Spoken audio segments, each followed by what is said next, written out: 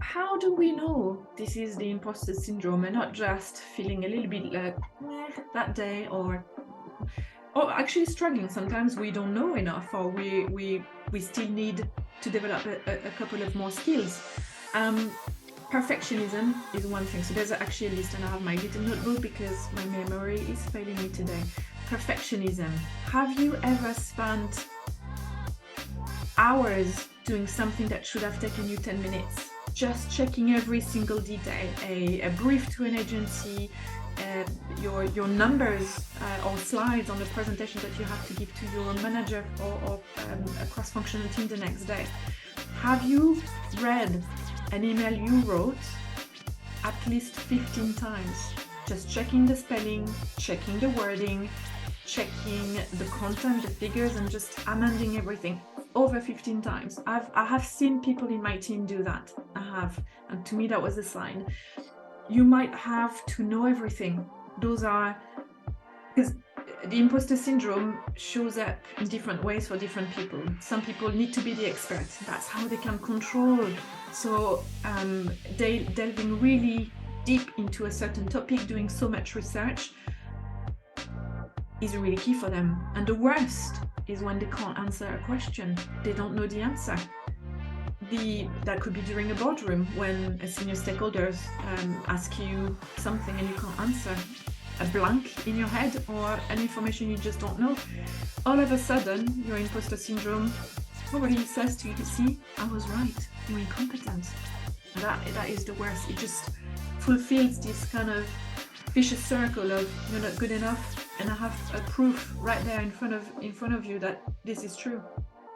The other one is a soloist. So for some people, you can only be good if you do the stuff on your own. So typically those guys won't ask for help. So it could be you, but it could also be someone from your team, never asking for help.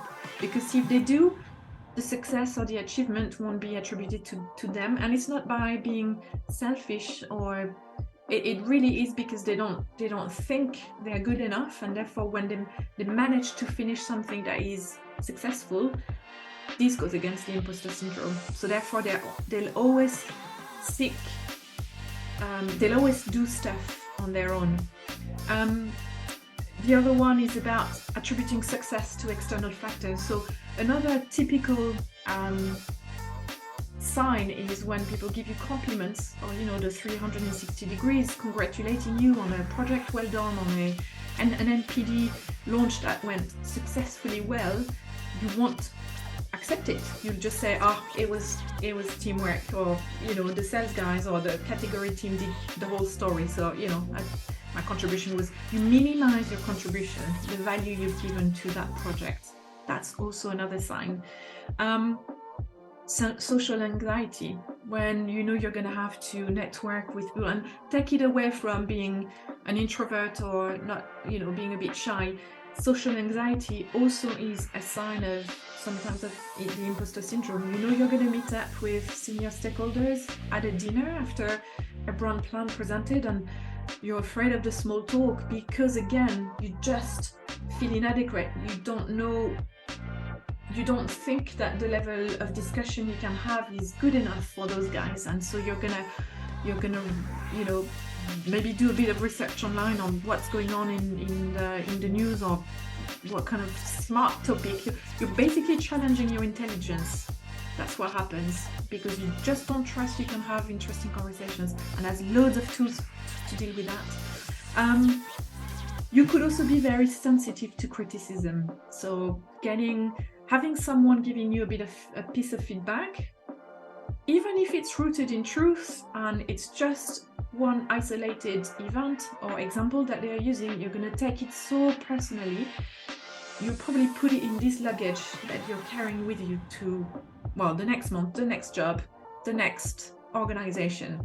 That little comment, only linked to one small thing that's happened in that tiny short meeting, you will keep it with you for a long time, and you're giving so much weight to it than it deserves, and it becomes a sign of imposter syndrome, and you downplay your expertise.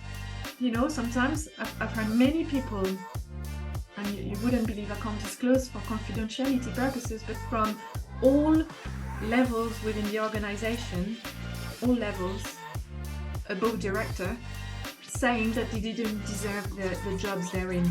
So this is where I can help you, and I'm going to develop tools and workshops to help you with that.